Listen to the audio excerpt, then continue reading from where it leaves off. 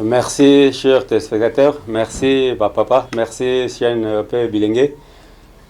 Les lots, les alliés, Mkolpe et l'amour, Dieu a fait grâce et été tout à Naboye. Napesi, merci, Naba Oignon, soit comme la Kibiso.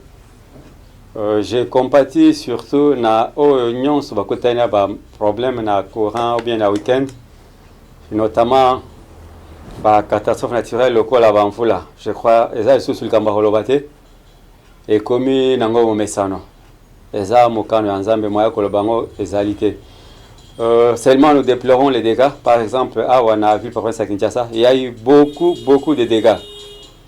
Banda Kokokweya, il y a des gens qui se sont retrouvés à l'extérieur na balabala ba quartier le kola ba Delfo, ba quartier le kola ba Ozone, ba quartier le kola le long il y a rivière Mbinza. Donc partout là-bas eza kaka milelo na milelo.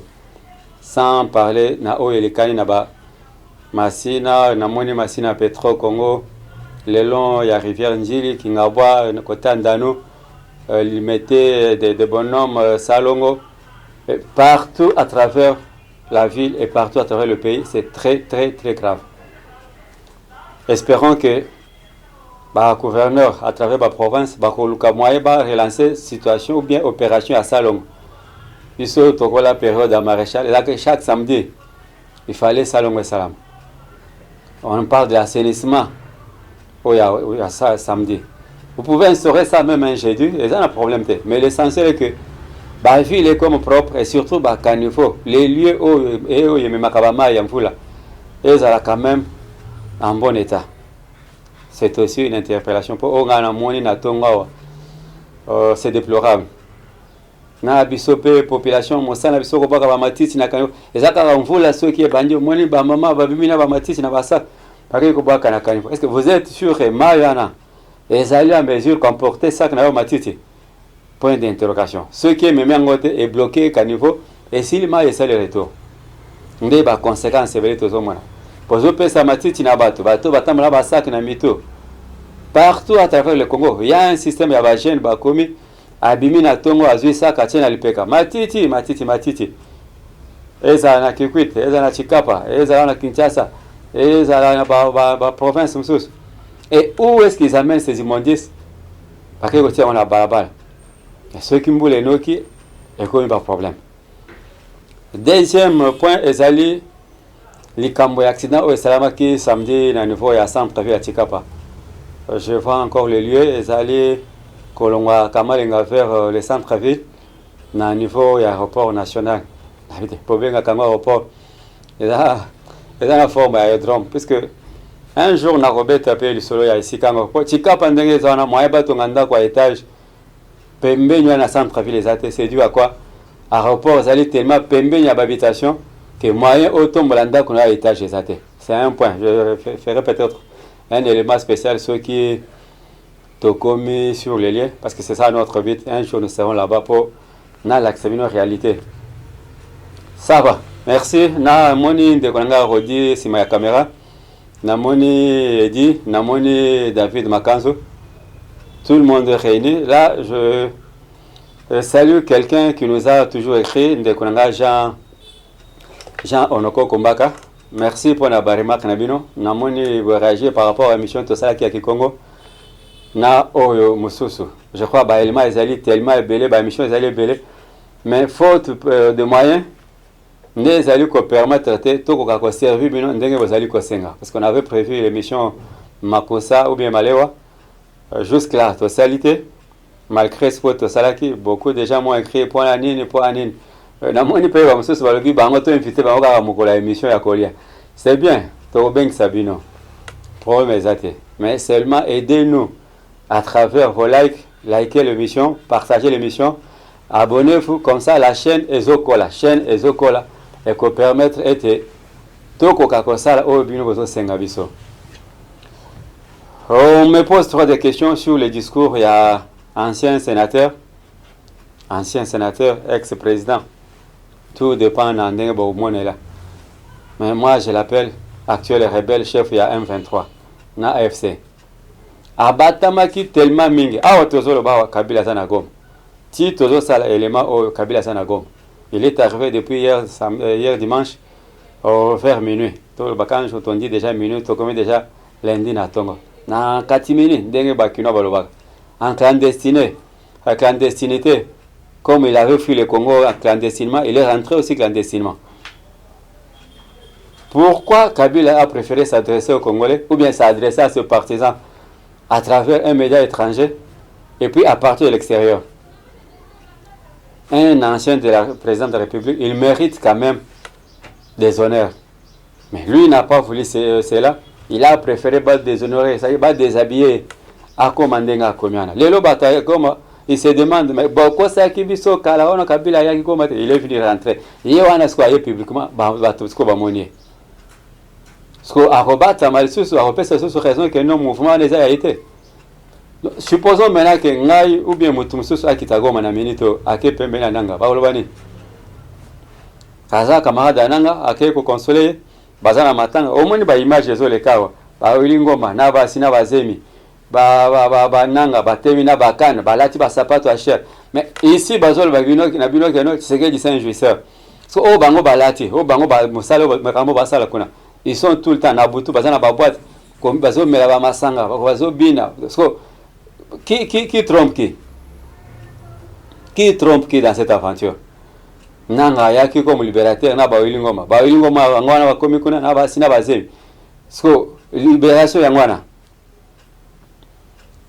Ah, ça passe. Je préfère maintenant parler de ces discours parce que beaucoup de gens m'ont posé des questions là-dessus. Kabila a utilisé des figures de style. Il a utilisé un ton martial, il a utilisé un ton. C'est comme s'il se croyait qu'il a un pouvoir. Alors que c'est un fouillard, quelqu'un qui a fui la quai entre le pattes comme un chien. Il se retrouve là-bas, à partir de Rwanda, c'est un discours pour Bisobanya, à la carte Tolanda. Vous pensez que ces gens-là qui sont à Goma, ceux qui bamoni Kabila Boy, Bazana et Sengo, les lots bazo se retrouver dans la situation Bazanango. Babette la Kabila moboko balo bakeno otinda biso nanga abo mabiso na ba Rwandais yo mukolo mouvement oye comme ça to betelo maboko. Ne soyons pas distraits. Et tout ça c'est une stratégie bien montée par les Rwandais. Paul Kagame en tête, ba Museveni nyon ça va passer conseil. Loko la biso tout ça tellement acquis par le média congolais, par le président congolais, par la diplomatie congolaise. Yo bimanano fait diversion comme ça, babo sanan biso. C'est ça la logique. Quand Kabila vous dire qu'il est militaire, parce que militaire au Kimagipouani, tu t'es retrouvé là-bas en train de déambuler, comme un vagabond, sans payer. Je pense que, tant qu'on baissé la discours, tout le monde n'a pas point où il y a lobby. Il a évoqué un problème sécuritaire. Mais na oya zoloba, c'est comme si c'est une insulte sur la mémoire de Congolais non Sobakofi. Parce qu'un Congolais normal, s'il était vraiment congolais comme il le prétend, Alingaka yo Kamawa. Aucun mot, je dis bien aucun mot pour les Congolais non Sobakofi. Aucun mot pour les Rwandais. A condamné Rwanda, a condamné PM23, a condamné PFCT, mais il condamne Tshisekedi. Tshisekedi o azobunda tongo me dit pourquoi? Pour être Kimezonga na Goma, Kimezonga na Bukavu. Mais lui, il vous dit que non, à Kinshasa, on a instauré la tyrannie. Moi, je vous pose maintenant une question. À travers le pays. Vous êtes à Kasenga, dans les Lualaba. Vous êtes à Kipushi, au niveau du Katanga. Boza Kuna Kalemi, au niveau de Tanganyika. Vous êtes à Mwenedito, dans la province de Lomami. Vous êtes à Ngandajika, c'est toujours à Lomami. Vous êtes à Kabeya Kamanga. Là, je vois le Kassai oriental. Boza na Lubefo, je vois le Sankoro. Boza na Ndjokopunda, là, je vois le Kassai. Bozana Chimbolo, le Kassai central. Bozana Isiro, je vois le Hutuele. Bozana Buta, Namoni le Bazuele. Partout à travers le Congo. Boye Bisanga. Nani oya koki ko tomba la masapile là ba keno Tshisekedi aboma kinde konaye. Par rapport à massacre à BDK, ba Bundu ja Congo, ba massacre à Kamuna Sap. Quand Kabila appelle Tshisekedi que c'est un tyran. Parce que tyran c'est Mouta Bomaka.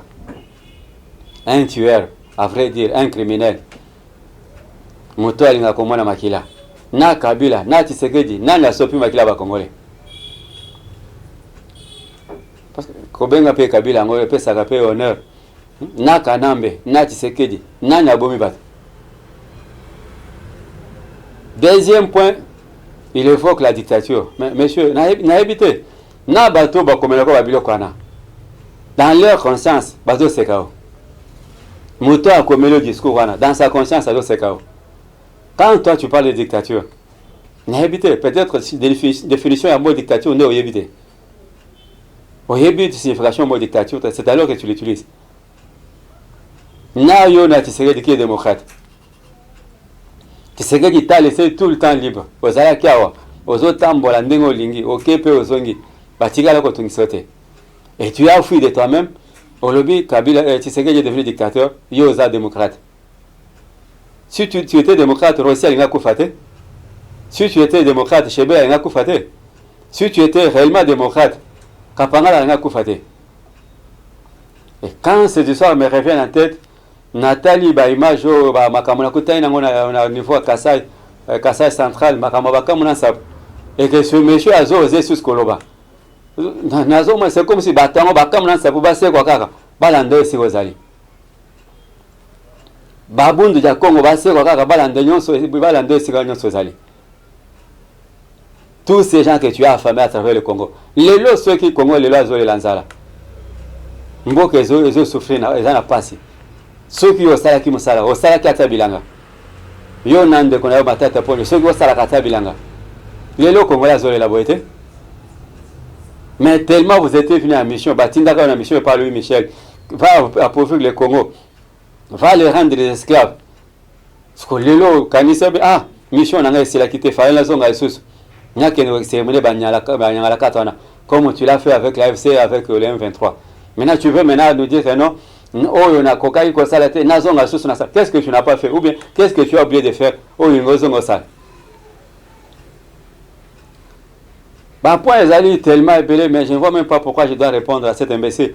Parce que c'est ça même le terme qu'il faut utiliser. Quelqu'un qui n'a aucun remords, qui n'a aucune pitié pour les Congolais.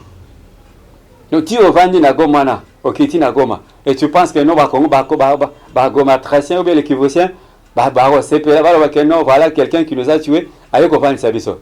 Tant que nous sommes là, nous babang. Ce yo babeng a créé aux âmes, c'est que d'ailleurs étiquette. Aux âmes pouvoir faire la babang, bah toi bon. Pour te prouver que non, le pouvoir est à Kinshasa, c'est pour je vous informe que non, tous les étudiants finalistes, tous les élèves finalistes à Goma et puis Bukavu et tous les territoires occupés, tous les frais examens d'État seront pris en charge par l'État congolais. Je parle bien de l'État congolais, le vrai État congolais. Ils sont même incapables de consommer la batata, même aide à Pamba, seulement voler les voitures, violer les femmes. On m'a donné un bilan ici, pendant que depuis que Nang est à Goma. Talaba émission est belé dans la salle, Talaba interview est belé à PC, Talaba viol est belé à commettre, Talaba vol est belé à commettre. Mituka boyibi est belé botini la Rwanda. Parce que yo libéré les Congolais, mitu gabango zo ibozoti na Rwanda.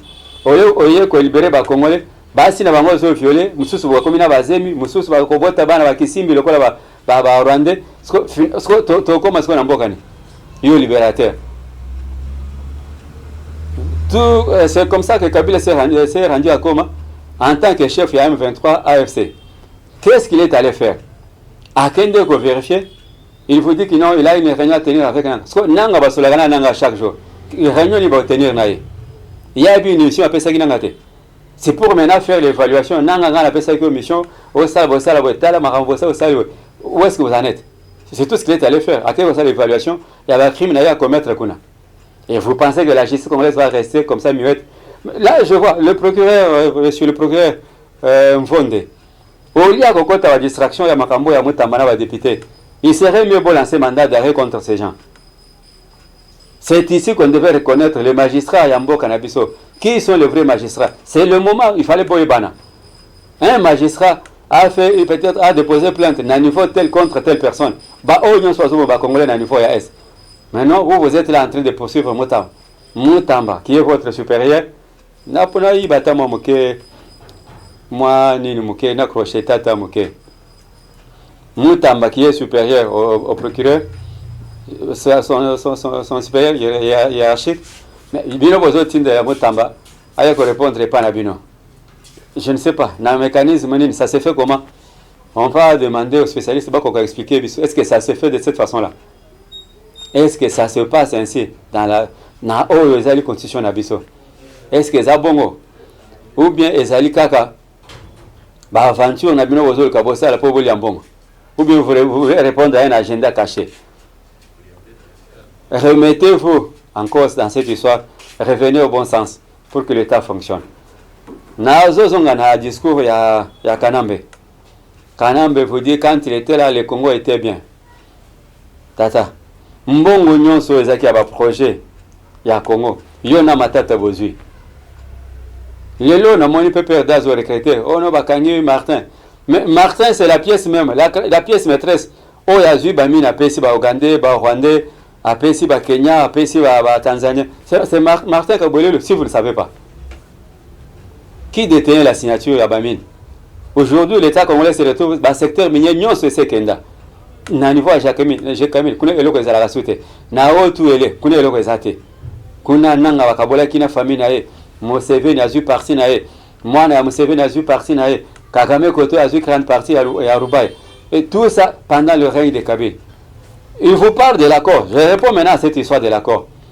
L'accord qu'il aurait eu entre lui et Tshisekedi. Je vous explique maintenant cet accord. Il y a eu un accord entre Kabila et Tshisekedi. Mais de quel accord il parle? Kabila a laissé comme message de Tshisekedi que non, abattre les Nababien et la famille. C'est ça le premier point et accord. Deuxième point, il devait protéger les intérêts au Yakutaki, Yabam 23. Yango Monaka Bayaka, Wabafanda, à hôtel pendant 6 mois, président Wayako Yambabango. Troisième point, Tshisekedi devait respecter cette enveloppe qui devait sortir chaque fin du mois de 60 millions de dollars envoyés à Kagame. Comme quoi, l'État congolais devait payer bah, frais. Il y a Rwanda au Congo pour libérer Bisso. N'importe quoi. Bah, Rwanda au Bayana Kabila na AFD na 97. Nde enveloppe accord Kabila Tikaki Yangwana. Parce que il fallait que non, Tshisekedi a refusé de donner cet argent au Rwanda. C'est pourquoi Nazo Bonisaï. C'est pourquoi Toyokaina Vandona Rwanda to Bonisaï. Oya Kolobakeno il avait laissé un accord. Mais accord Yolobak, Nanga Lobak accord. Botika la peut l'accepter accord en Congolais. Mais moi je vous dis que voilà ce qu'était cet accord. Parce que dans cet accord, il y avait l'argent qui sortait, qui allait au Rwanda. Il y avait l'argent qui sortait pour aller payer les militaires tanzaniens. Et Sikawapi Botama. Et c'est ça l'accord dont il parlait. Mbongo ya Congolais, et bien à chaque fin du mois, il faut avoir militaire. Quand il parle de l'armée, en quittant le pouvoir, Kabila a laissé combien de militaires? Il a laissé combien comme soldats militaires? Combien comme soldats policiers? Quand il dit je suis militaire, je reste militaire. Naebite bitumba ezaki na mboka tomona ata Kabila mokolo moko azwi munduki akena front. Moi j'ai vécu à l'époque du maréchal naza lelo te naza mokolo. J'ai vu Mobutu pendant la guerre de Moba. J'ai vu Mobutu sur le front. Ce que yo Kabila qui est dans la front au bunda bitumba. Non, toi tu penses que non ndengo bomaka mose c'était facile yo na bande kono ba Rwanda boya ko éliminer Tshisekedi facilement. Il y a un temps pour toi. Si tu étais vraiment intelligent, le gars qui m'a dit quelque part, Congo, calmement.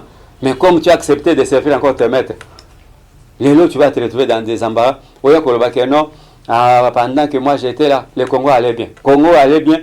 Oh, yo bando bomabato. Au Bossani, massacre en 2011. Oh, Bisoto, côte de la aéroport, abattu comme des chiens. Oh, bête, ils sont massacrés dans l'aéroport comme Bapogo, na Zamba. C'est ça la démocratie aujourd'hui. S'il y a des gens de courte mémoire, mais un Congolais de sang, un Congolais pur Congolais, oh, il y a une histoire à Congo. À Kolandaote. Tu parles de tribalisme. Je te réponds, malgré Bazo Alexandra Ponatan, Bo Pesanata 2 minutes. Tu parles de tribalisme. Là, je te réponds, et à toi, et à ta bande, et à Cholet, et à Fulbert Moteba. Fulgence Moteba. La Senko comme ONG Moko Boisoki, parti politique à catholique. Naka tu connais pas prêtre Louba Bazarate.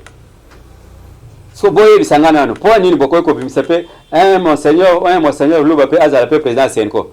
To bandaki na utembi akuna na Kisangani. Boye bozi Nchole c'est le Krabandondo. dans leur manigance ba ko bimisa figence muteba mukoli to zape président ya Senko azalape mutu ya Grand Kasai. Et quand tu parles du tribalisme, bon pesanga institution où est dirigée par Epande Kwatseke, à part la présidence, institution président, à part Tshisekedi Yemoko, les autres institutions qui sont là. Aujourd'hui Sénat, Samalukonde, c'est le Katanga. Aujourd'hui Assemblée nationale, c'est Vital Kamer, le Sud Kivu. Aujourd'hui armée, Gilles Banza, c'est le Katanga. Aujourd'hui, et ça tellement, aujourd'hui Aner, c'est le Grand Bandoun. Aujourd'hui, toutes ces grandes institutions, Namaboko Batumsos, la province Sos. Cour constitutionnelle, aujourd'hui Kamuleta. Kamuleta n'est pas du Kassai oriental, Kamuleta est de l'Omami. Quand vous parlez de tribalisme, vous faites allusion à quoi? Comme c'est un poison rwandais, oh Bachaka Tinabino, même toi aussi tu vas l'évoquer. Parce que c'est ça qui est là, au Utapekuna. Ce n'est que normalement au bête le tribalisme. Mais boye bisanga nano nakati ya Senko ba prêtre lubo bazalakate poni bako bisanga ba président Senko te. C'est une question. Envoyez-moi des réponses. Boye bisanga prêtre ni luba ça comme président Senko. Et ils savent pourquoi ils ne peuvent pas le mettre. Ils savent pourquoi en ce moment ils ne peuvent pas le mettre. Pour n'avoir intérêt n'a pas personnel. Dans le cadre toujours d'information, je tenais à vous signaler que panique et Zaki Makas ce week-end à niveau à Lumbashi na Katanga. Dieu merci, docteur Mekoki qui maîtrisé Lyon, ce sont des lions, parce qu'il a fait mettre au pas qui n'a ferme. Et dans le moment où tu as si bazong sai bango na ferme, au ya pembeni. Merci na bango pour na musala kitoko basali. En tout cas, j'ai dit merci na moni ndeko David Makanzo asa ngasi pour ngonga. Na pesi merci na Rodim Poi. Na pesi merci à mon réalisateur Eddie. En tout cas, merci à l'équipe, vous allez tellement concentré dans Moussala. La bonne sanité, il a été un peu empêché pour des raisons de santé. La bonne sanité, je me suis fait vos suggestions, Batouazana Mwanda, Batouazana Kinzamvete, Batouazana Boma, Bandekouazana Banzangungu, partout. Namoni un message, en tout cas, je vous dis merci. Sans oublier Nabiso, papa Nabiso, papa il y a 3 bandes à niveau États-Unis, papa Ali Kibonge, toute l'équipe vous dit merci et on se retrouve dans le prochain numéro. Petit Kalamala.